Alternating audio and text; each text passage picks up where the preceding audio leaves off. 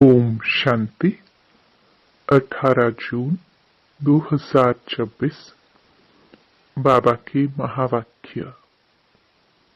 मीठे बच्चे, अतीन्द्रिय सुख का अनुभव करने के लिए सदा इसी स्मृति में रहो कि हम किसके बच्चे हैं। अगर बाप को भूले तो सुख गुम हो जाएगा। प्रश्न: बाप के मिलने की स्थायी खुशी किन बच्चों को रहती है? उत्तर: जिन बच्चों ने एक से अपने सर्व संबंध जोड़े हैं, जो एक बाप की याद में रहने की ही मेहनत करते हैं, किसी देहधारी को याद नहीं करते, उन्हें ही स्थायी खुशी रहती है। अगर देहधारी की याद है तो बहुत रोना पड़ेगा। विश्व का मालिक बनने वाले कभी रोते नहीं। गीत: बचपन के दिन भुला न देना। ओम शांति। बाप कहते हैं, मीठे बच्चों, हम बेहद के बाप के बच्चे हैं। यह भूलो मत। यह भूले तो अपने को रुला देंगे। छीछी दुनिया में बुद्धि चली जाएगी। बाप की याद रहने से अतीन्द्रिय सुख भासता है। वह सुख बाप को भूल जाने से गुम हो जाएगा। हरदम याद रहना चाहिए कि हम बाबा के बच्चे हैं, नहीं तो अपने को रुला देंगे। सब भगवान के बच्चे हैं। सब कहते हैं, हे बाबा, हे परम पिता परमात्मा, रक्षा करो। परंतु बाप से रक्षा कब होती है, यह किसको भी पता नहीं है। साधु संत आदि कोई भी नहीं जानते कि बाप से हमको मुक्ति, जीवन मुक्ति कब मिलनी है, क्योंकि भगवान को ही कण कण में कह दिया है। अब तुम बच्चे बेहद के बाप को जान गए हो। मोस्ट बिलवड बाप है। उससे प्यारी वस्तु और कोई होती नहीं। ऐसे बाप को न जानना बड़ी भारी भूल है। शिव जयंती क्यों मनाते हैं, वह कौन है, यह भी कोई नहीं जानते। बाप कहते हैं, तुम कितने बेसमझ बन गए हो। माया रावण ने तुमको क्या बना दिया है। अभी तुम बच्चे जानते हो, यह हमारी जन्मभूमि है। मैं हर 5000 वर्ष के बाद आता हूँ। वह फिर कह देते 40,000 वर्ष बाद, जब यह कलयुग पूरा होगा तब आएंगे। चित्र भी दिखाया जाता है त्रिमूर्ति का। त्रिमूर्ति मार्ग नाम भी रखा है, परंतु 3 मूर्ति ब्रह्मा, विष्णु, शंकर को कोई नहीं जानते। ब्रह्मा क्या करके गया, विष्णु और शंकर क्या करते हैं, कहाँ रहते हैं, कुछ भी नहीं जानते। बिल्कुल ही घोर अंधियारे में है। बाप है रचयिता। उनकी यह कितनी बड़ी रचना है, कितना बेहद का नाटक है। इसमें बेहद के मनुष्य रहते हैं। आज से 5000 वर्ष पहले जब सतयुग था, भारत में जब इन लक्ष्मी नारायण का राज्य था, तो और कोई राज्य नहीं था। भगवती श्री लक्ष्मी भगवान श्री नारायण को कहा जाता है। राम सीता को भी भगवान राम, भगवती सीता कहते हैं। अब यह भगवान नारायण, भगवती लक्ष्मी कहाँ से आए, राज्य करके गए हैं, परंतु उनकी जीवन कहानी तो एक भी नहीं जानते, सिर्फ गाते रहते हैं, हे भगवान दुख हरता सुख करता। परंतु यह किसकी बुद्धि में नहीं आता। वह दुख हरता सुख करता कैसे है, कौन सा सुख सबको दिया और कब सबका दुख हरा, कुछ भी नहीं जानते। तुम बच्चे अभी यहाँ राजयोग सीख रहे हो, भगवती लक्ष्मी भगवान नारायण बनने के लिए। जानते हैं भगवती सीता भगवान राम भी बनने का है। 8 जन्म सतयुग में पूरे करके फिर राम सीता के राज्य में आने वाले हैं। 21 जन्म के लिए बेहद की राजाई तुम यहाँ स्थापन कर रहे हो। तुम भगवती भगवान स्वर्ग के मालिक बन रहे हो।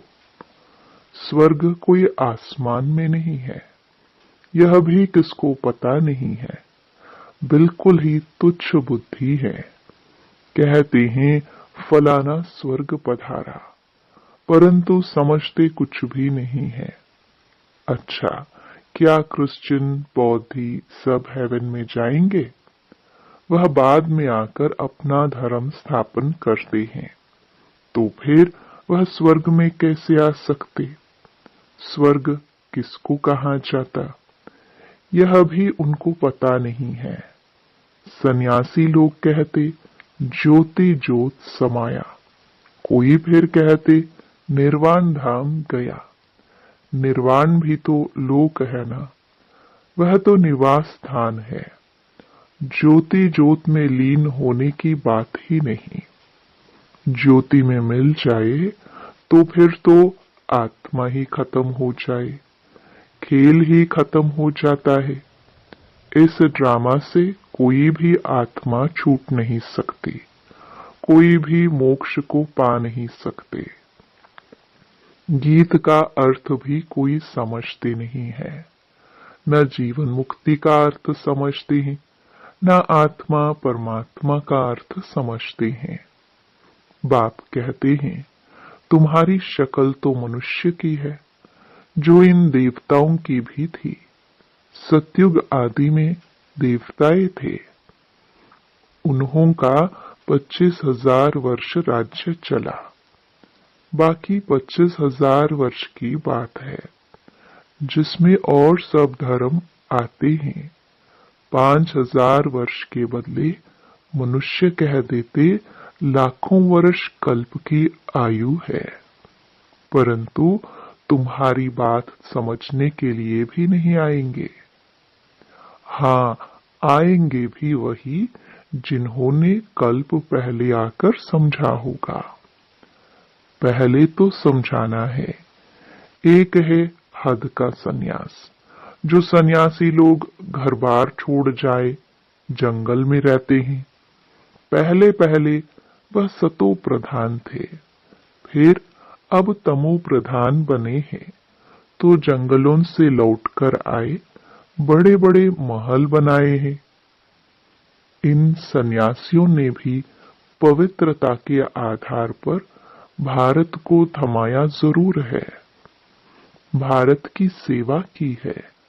यह सन्यास धर्म नहीं होता तो भारत एकदम विकारों में जल मरता, पतित बन जाता।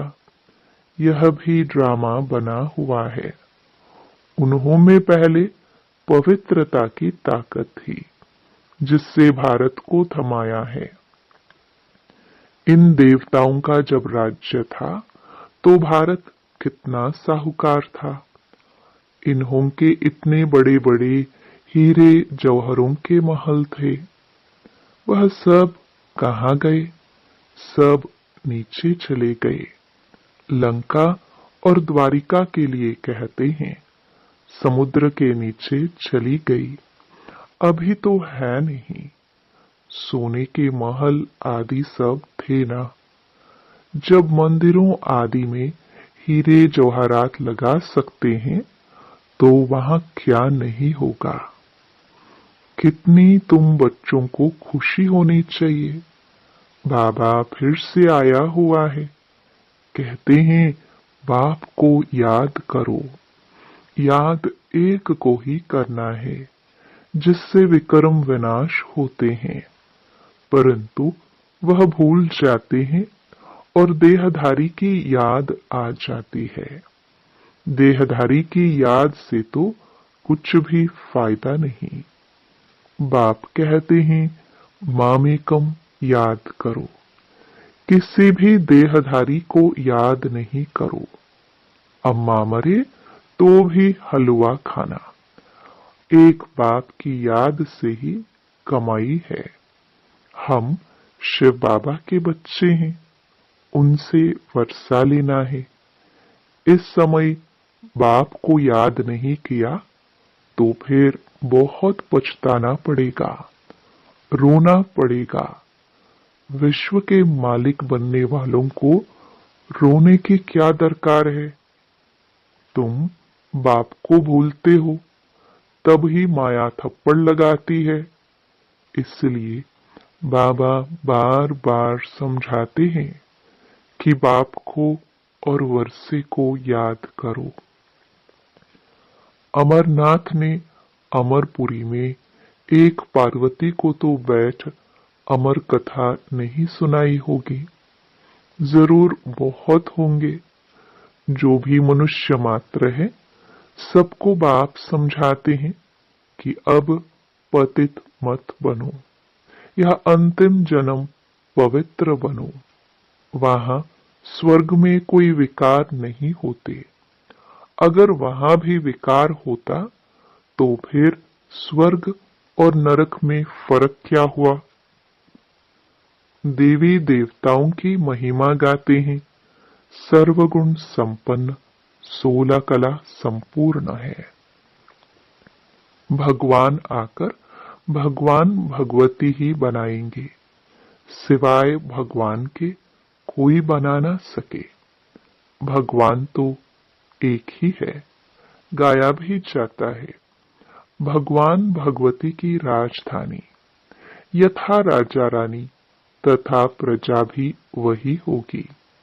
परंतु भगवान भगवती कहा नहीं जाता, इसलिए कहा जाता है आदि सनातन देवी देवता धर्म। यह किसको पता नहीं है। इनकी ब्रह्मा की आत्मा को भी बाप समझाते हैं। एक बाप की, एक दादा की 2 आत्माएं हैं ना।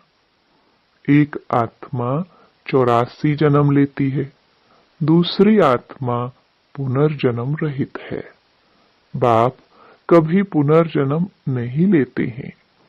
एक ही बार आकर सारे विश्व को पवित्र बनाने के लिए हमको राजयोग सिखाते हैं। बाप तुमको समझाते हैं, मैंने इनमें प्रवेश किया है। यह 84 जन्म भोग आए हैं। अब इनके बहुत जन्मों का यह अंतिम जन्म है। अब मैं निराकार हूं, तो कैसे आकर बच्चों को राजयोग सिखलाऊं। प्रेरणा से तो कुछ हो ना सके। श्री कृष्ण भगवानुवाच तो हो ना सके। वह कैसे आ सकता है। वह तो है ही सत्युग का प्रिंस, 16 कला संपूर्ण। फिर त्रेता में होते हैं 14 कला संपूर्ण। फिर द्वापर में श्री कृष्ण को क्यों ले गए हैं। उनको तो पहले आना चाहिए। बाप समझाते हैं, पहले बाप को याद करो, नहीं तो माया एकदम थप्पड़ मार देगी। छुई मुई का एक झाड़ होता है, हाथ लगाओ तो मुरझा जाए। तुम्हारा भी ऐसा ही हाल होता है। बाप को याद नहीं किया और खलास। गीत में भी सुना, बचपन के दिन भुला नहीं देना। बाप को भूले तो कहां न कहां चोट लग जाएगी। बाप कहते हैं, तुम हमारे बच्चे हो ना। ये शरीर तो विष से पैदा हुआ है। वह इनके लौकिक माँ बाप हैं। यह तो है पारलौकिक बाप, और इनको फिर अलौकिक बाप कहा जाता है। यह हद का था, फिर बेहद का बन गया। अभी देखो, यह लौकिक बच्ची निर्मल शांता बैठी है। यह लौकिक भी है, अलौकिक भी है, पारलौकिक भी है। बाकी शिव बाबा के तो भाई बहन है नहीं, न लौकिक न अलौकिक न पारलौकिक। कितना फर्क है। एक बाप का बनना मासी का घर नहीं है। ऐसे बाप से संबंध जोड़ना है, टाइम लगता है। शिव बाबा की याद में रहना बड़ी मेहनत है। कई 50 वर्ष से रहने वाले भी सारा दिन शिव बाबा को याद भी नहीं करते, ऐसे भी है। और सबको भूल एक को याद करना बहुत बहुत मेहनत है। कोई 1% याद करते हैं, कोई 2%, कोई आधा % भी मुश्किल याद करते हैं। यह बड़ी भारी मंजिल है। तो बाप समझाते हैं, बचपन को नहीं भूलना।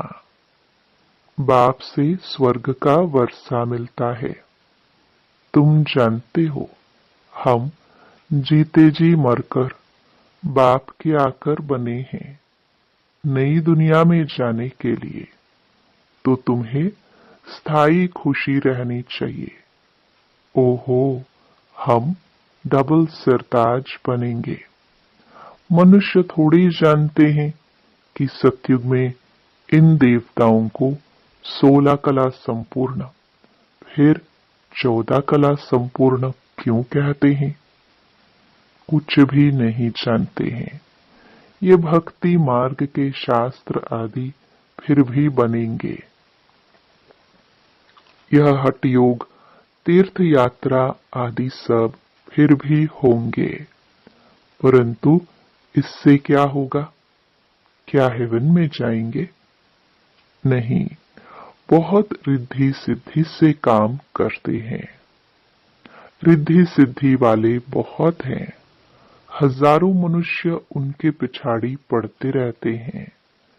रिद्धि सिद्धि से बहुत घड़ियां आदि चीजें निकालते हैं। यह थोड़ी समझते कि यह अल्पकाल के लिए सब है। इसमें बहुत मेहनत करनी पड़ती है। यह रिद्धि सिद्धि आदि सीखने की भी किताब होती है। कितने लाखों मनुष्य उनके पिछाड़ी पड़ते हैं। तुम जानते हो, हमको बाबा से स्वर्ग का वर्षा मिलता है। इन आंखों से जो कुछ देखते हो वह नहीं रहेगा। बाप समझाते हैं, तुम अशरीरी आए थे, फिर शरीर साथ पाठ बजाया। अगर 84 लाख का हिसाब किताब बताए तो 12 मास लग जाए। हो ही नहीं सकता। 84 जन्मों का हिसाब किताब बताना तो बिल्कुल सहज है। तुम 84 का चक्कर लगाते रहते हो। सूर्यवंशी है तो चंद्रवंशी नहीं। सूर्यवंशी घराना पूरा हुआ, फिर चंद्रवंशी बने। अभी तुम जानते हो, हम हैं ब्राह्मण वंशी, फिर देवता वंशी बनना है। इसलिए हम पढ़ाई पढ़ रहे हैं। फिर सीढ़ी नीचे उतरते उतरते वैश्य शूद्र वंशी बनेंगे। अभी अपने 84 जन्मों की स्मृति आई है। यह चक्कर भी याद करना पड़े। बाप को याद करने से एवर हेल्दी एवर वेल्दी बनेंगे। पाप कट जाएंगे। चक्कर को जानने से चक्रवर्ती बन जाएंगे। तुम जानते हो, यह पुरानी दुनिया कब्रिस्तान बननी है। कुछ भी नहीं रहेगा, खत्म हो जाएगा। राम गयो रावण गयो। राम का कितना छोटा परिवार होगा सतयुग में, अभी रावण का कितना बड़ा परिवार है। बच्चे जानते हैं कि यह राजधानी स्थापन हो रही है। हर बात में पुरुषार्थ फर्स्ट है। बाप पुरुषार्थ कराते हैं, बच्चे मुझे याद करो। जिस बाप से अताह स्वर्ग की बादशाही मिलती है, क्या उनको याद नहीं करेंगे? बाप स्मृति दिलाते हैं कि तुम स्वर्ग के मालिक थे, अब फिर से पुरुषार्थ कर स्वर्ग के मालिक बनो। अच्छा, मीठे मीठे सिखिलते बच्चों प्रति माता पिता बाप दादा का याद प्यार और गुड मॉर्निंग। रूहानी बाप की रूहानी बच्चों को नमस्ते। धारणा के लिए मुख्य सार। पहला, कभी भी किसी बात में छुई मुई नहीं बनना है। ईश्वरीय बचपन को भूल मुरझाना नहीं है। इन आंखों से जो कुछ दिखाई देता है, उसे देखते भी नहीं देखना है। दूसरा, एक बाप की याद में ही कमाई है, इसलिए देहधारियों को याद कर रोना नहीं है। बाप और वर्षे को याद कर विश्व की बादशाही लेनी है। वरदान, श्रेष्ठ मत के आधार पर मायावी संगदोष से परे रहने वाले शक्ति स्वरूप भव। बच्चों की एक कंप्लेन रहती है कि संबंधी नहीं सुनते, संग अच्छा नहीं है, इस कारण शक्तिशाली नहीं बन सकते। लेकिन श्रेष्ठ मत के आधार पर ज्ञान स्वरूप शक्ति स्वरूप के वरदानी बन अपनी स्थिति को अचल बनाओ। साक्षी होकर हर एक का पाठ देखो, अपने सतोगुणी पाठ में स्थित रहो। सदा बाप के संग में रहो तो तमोगुणी आत्मा के संग के रंग का प्रभाव पड़ नहीं सकता। स्लोगन, कर्मयोगी वह है जो कर्म के कल्प वृक्ष की डाली पर बैठ कर्म करते भी उपराम स्थिति में रहे। ये अव्यक्त इशारे। सदा हर्षित रहने के लिए अपनी नेचर को सरल बनाओ, सहनशील बनो। जैसे कोई की विशेष नेचर होती है, उस नेचर के वश ना चाहते भी चलते रहते हैं। कहते हैं चाहती नहीं हूं, लेकिन मेरी यह नेचर है। ऐसे आप बच्चों की सरल नेचर हो, जो सबको अनुभव हो कि यह सहज योगी स्वतः योगी है। क्या करूं, कैसे योग लगाऊं, ये बातें खत्म।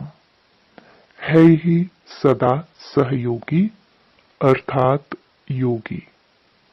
इसी एक बात को नेचर और नेचुरल करने से सभी सब्जेक्ट में परफेक्ट हो जाएंगे। ओम शांति।